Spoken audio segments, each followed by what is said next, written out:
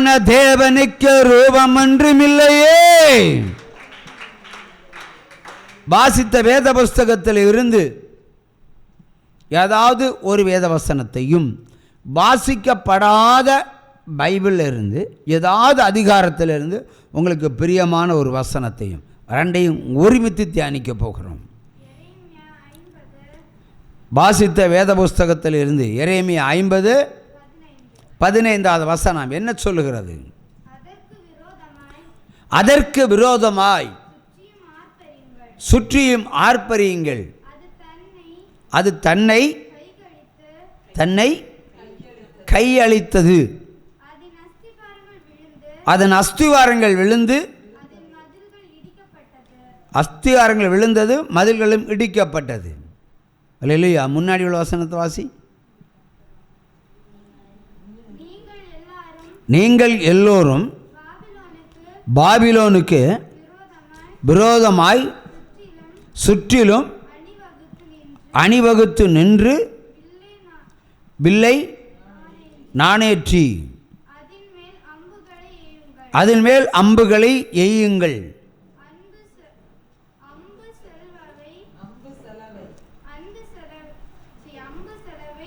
அம்பு செலவையா? அம்பு செலவை பாராதிருங்கள். அம்பு எத்தனை பயன்படுத்தப்படுகிறது என்ற செலவை கணக்கு போடாதீங்க. இஷ்டத்துக்கு அடிச்சுக்கிட்டே இருங்கன்னு. பாபிலோனுக்கு விரோதமாக அது கர்த்தருக்கு விரோதமாய் பாவம் செய்து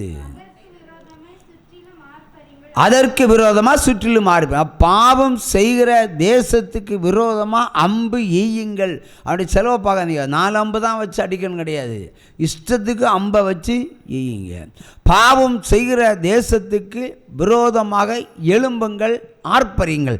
உற்சாகமாக கையை தட்டலாம். ஹல்லேலூயா, ஹல்லேலூயா. அப்போ பாவம் செய்கிறவனுக்கு விரோதமாகவும் பாவம் செய்கிற தேசத்துக்கு ராஜ்யத்துக்கு விரோதமாகவும் ஆர்ப்பரித்து எழும்புங்கள் என்று ஆண்டவர் சொல்லுகிறார். ஹல்லேலூயா. அது நீங்கள் ஒரு நாள் என்னைக்கு எத்தனை பாவிகளை பார்த்தாலும் சொல்லுங்கள், பாவம் செய்யாதேன்னு சொல்லுங்கள். சுவிசேஷம் சொல்கிறோட பாவம் செய்யாதேன்னு சொல்லுங்கள். சொல்ல முடியுமா? சொல்ல முடியுமா? சொல்ல முடியுமா? அடிதான் கிடைக்கும். ஊழியக்காரன் சொன்னாலே கேட்க மாட்டாங்க. அப்போ நீங்கள் சொன்ன கேட்பாங்களா?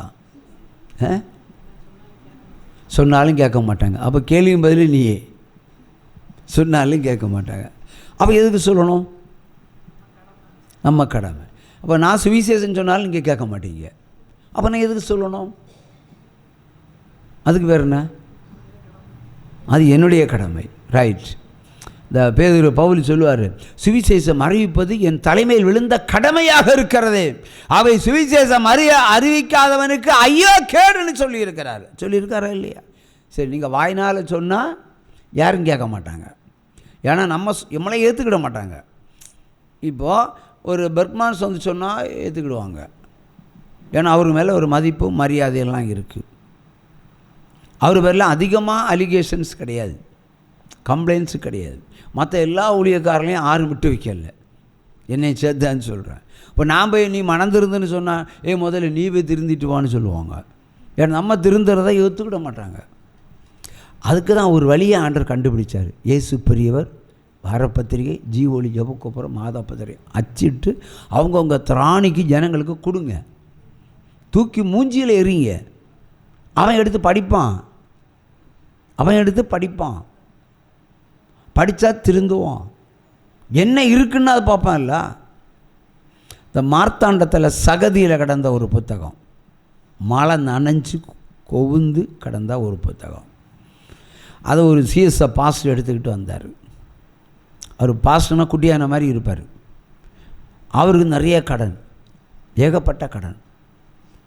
அதில் கடனை குறித்து ஒரு கட்டுரை எழுதியிருந்தோம். அதை பார்த்து நல்லா காய வச்சு படித்து என்னை தேடி வந்தார். முதலாக தேடி வந்தார்.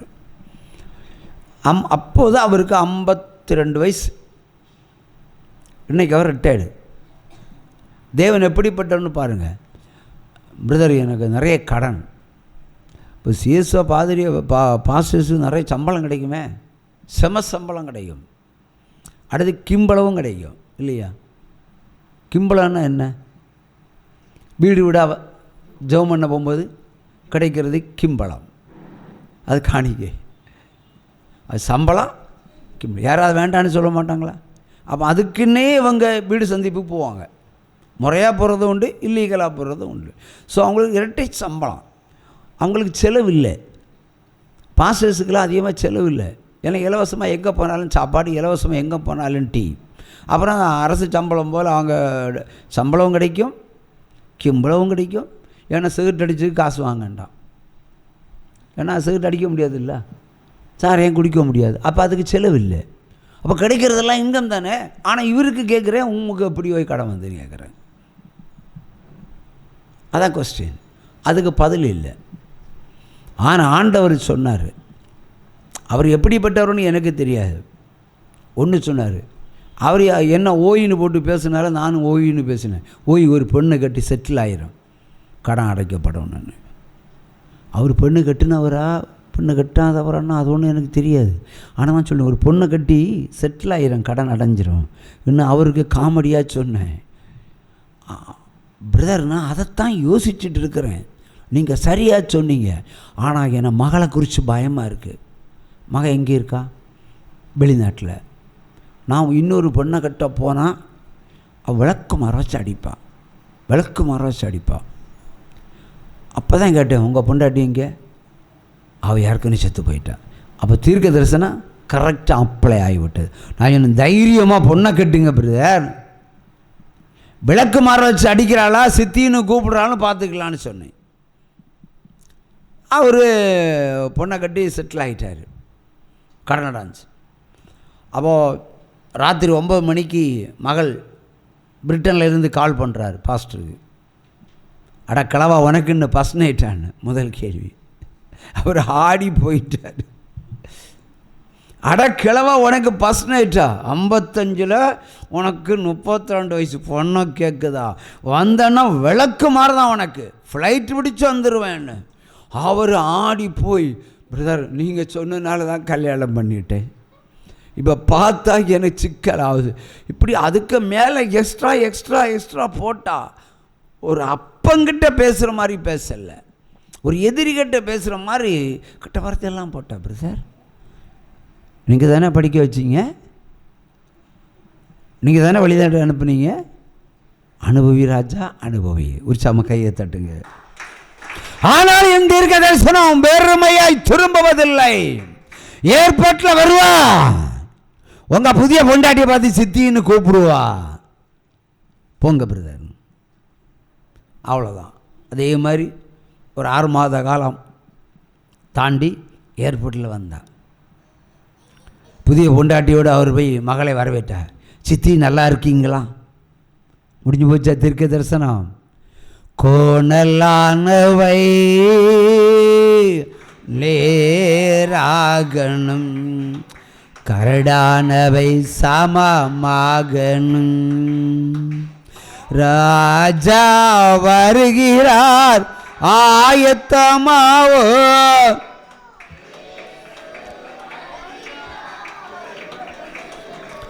ராஜா வருகிறார் ஆயத்தமாவோ.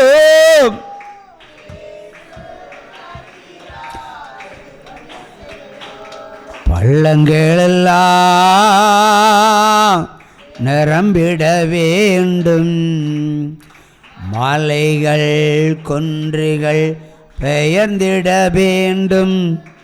கோணலானவை நேராகணும்.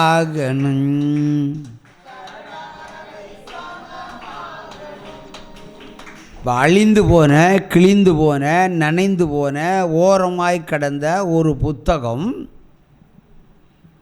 அவருக்கு ஒரு வாழ்க்கையை கொடுத்துருக்கிறது, கடனை அடைச்சிருக்கிறார்.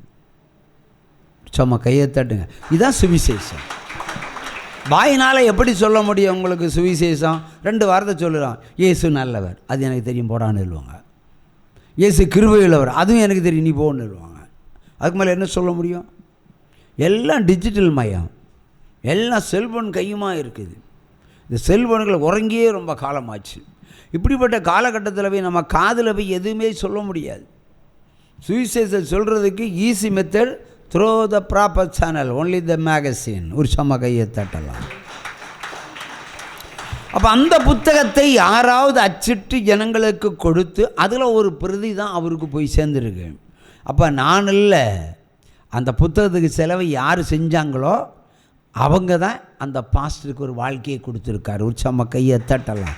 தான் சுவிசேஷம். ஹல்லேலூயா, ஹல்லேலூயா, ஹல்லேலூயா. வாரும் ஐயா போதகரே, பந்தமேடா தங்கியிரம் சேரும் ஐயா பந்தியிலே.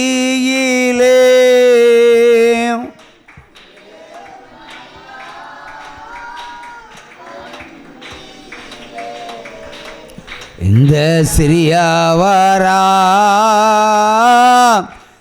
எங்களிடம், இந்த சிறியவரா எங்களிடம் ஒளி மங்கி இருளாச்சு, உத்தமரே வாருமையா. களித்திரவு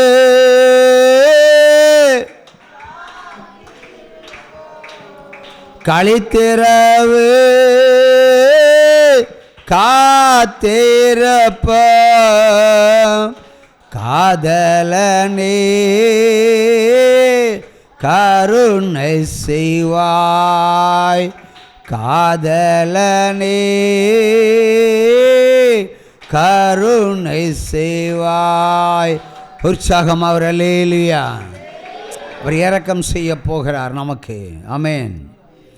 இனி பைபிளில் ஏதாவது மூலையிலிருந்து ஏதாவது ஒரு வசனம். எரேமியா நான் 1 சொன்னால் 2 சொல்கிறேன், 2 சொன்னால் 1 சொல்கிறேன்.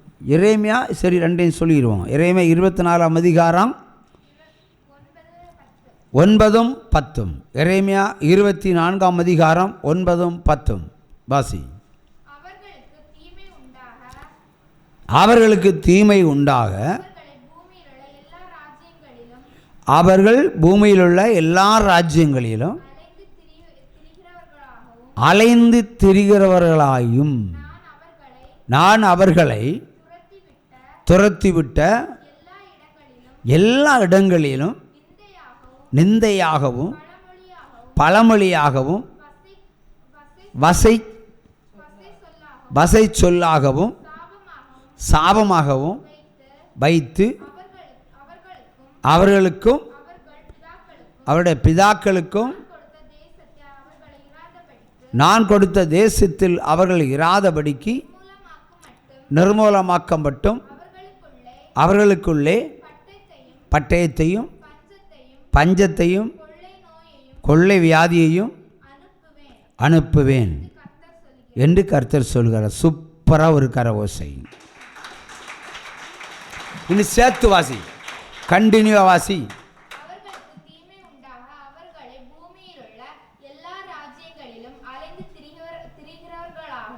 நான் அவர்களை துரத்திவிட்ட எல்லா இடங்களிலும் நிந்தையாகவும் பழமொழியாகவும் வசை சொல்லாகவும் சாபமாகவும் வைத்து அவர்களுக்கு அவர்கள் பிதாக்களுக்கும் நான் கொடுத்த தேசத்தில் அவர்கள் இராதபடிக்கு நிர்மூலமாக்கும் மட்டும் அவர்களுக்குள்ளே பட்டயத்தையும் பஞ்சத்தையும் கொள்ளை நோயையும் அனுப்புவேன் என்று கர்த்தர் சொல்லுகிறார். ஆமென். பாவிகளை அவர் நிர்மூலமாக்குகிறார். 1 நிர்மூலமாக்கி பாவிகளுக்கு பட்டயத்தை கொடுக்கிறார்ல, வைக்கிறார், சொருகிறார். எல்லா தேசங்களிலும் அவர் துரத்தி விடுவார். இந்த தேசத்தில் குடியிருந்தால் இங்கிருந்து அங்கே துரத்திடுவார், அங்கே போனால் அங்கே துரத்திடுவார். அப்படி துரத்தி எல்லா இடத்திலும் நிந்தையாகவும் பழமொழியாகவும் வசை சொல்லாகவும் வைப்பேன். அவர் கொடுத்த தேசத்திலிருந்து அவர் பிடுங்கி எரிஞ்சிடுவார். இப்போ சமாதானம் இல்லாமல் பாவிகள் சுற்றித் திரியும் காலம் வரப்போகிறது. இப்போ பாவிகள் தான் ரொம்ப ஹாப்பியாக இருக்காங்க. இப்போ தேசத்தில் பரிசுத்தவான்கள் சந்தோஷமாக இருக்கிறார்களா, பாவிகள் சந்தோஷமாக இருக்கிறார்களா? பாவிகள் தான் சந்தோஷமாக இருக்காங்க. அது ஏன் பிரதர் நீங்கள் சொல்கிறீங்க? பாவிகள், நான் சும்மா தான் கேட்டேன், நீங்கள் சீரியஸாக பரிச்சுனீங்க. பாவிகள் சந்தோஷமாக இருக்கிறதுக்கு என்ன ரீசன் சொல்லுங்கள் பார்ப்போம். நான் நினச்சேன் பரிசுத்தவான்கள் தான் சந்தோஷமாக இருக்கிறாங்கன்னு நினச்சேன். இந்த உலகத்தை பார்க்கும்போது அப்படி தான் இருக்குது. ஏமாற்று, அநியாயம் செய்கிறவங்க நல்லா இருக்காங்க, அக்கிரமம் செய்கிறவங்க நல்லா இருக்காங்க, பாவம் செய்கிறவங்க நல்லா இருக்கிறான், ஜாலியாக இருக்கிறான், சிரிச்சிட்டு இருக்கிறான், கவலைப்படாமல் இருக்கிறான், இல்லையா? உண்மையாகவும், இது எல்லோருக்கும் இருக்க ஒரு பிரச்சனை தான். உண்மையாகவும் நேர்மையாகவும் இருக்கிறவங்களும் ரொம்ப ரொம்ப கஷ்டப்படுறாங்க. அடுத்து அவங்க மந்திரவாதம் செய்வாங்க. இந்த பாவிகள் தான் அதிக மந்திரவாதத்துக்கு போவாங்க. யாரை பழி வாங்கினாலும் அவன் ஒரு மந்திரவாதிகிட்ட காசை கொடுத்து டேவிட்டுக்கு நான் ஒரு அம்பை அனுப்பிடுவோம், ஒரு 10,000 செலவு பண்ணால் அவன் ஒரு ஆவியை அனுப்புவான். அவங்க வீட்டில் வந்து என்ன செய்யும், உப்புமா கிண்டும், இல்லைன்னா இவன் வீட்டுக்கு போன மாதிரி இவளை சொரிய வச்சிடும். அப்போ இன்றைக்கு இவர் சொல்கிற ரைட், இந்த தேசத்தில் பாவிகளுக்கு கிடைக்கிற சந்தோஷம் பரிசுத்தவான்களுக்கு கிடையாது, நீதிமான்களுக்கு கிடையாது. இந்த பாவி நினச்சா கோட்டை அடிப்பான், பாவி நினச்சா விசாரத்து போவான். அப்போ சந்தோஷம் தானே அவனுக்கு? பாவி நினச்சா சினிமா தேட்டருக்கு போகிறான், பாவி நினச்சா ஜாலியாக சுற்றி திரிக்கிறான், பாவி நினச்சா ஒரு குதிரை பைக்கை வாங்கி, வாத்துக்கோழி பைக்கை வாங்கி சொயின்னு அங்கே போகிறான், இல்லையா? அது ஸ்லோவாக மாட்டான், அப்படி ஸ்பீடாக சொயின்னு போவான், ஏரோப்ளான் போன மாதிரி பூமியில் போவான். ஆனால் பாவிக்கு முடிவு அழிவு, நமக்கு முடிவு துவக்கம். அல்லேலூயா. நமக்கு முடிவு என்பது இந்த சோதனையினுடைய முடிவு, நமக்கு ஒரு ஆசீர்வாதத்தினுடைய துவக்கம், ஒரு விடுதலையினுடைய ஆரம்பம். பாவிக்கு அழிவு, அவன் வந்து 40 வருஷம் சந்தோஷமாக இருக்கலாம் பிரதர், புரியுதா? 40 வருஷம் சந்தோஷமாக இருக்கலாம்.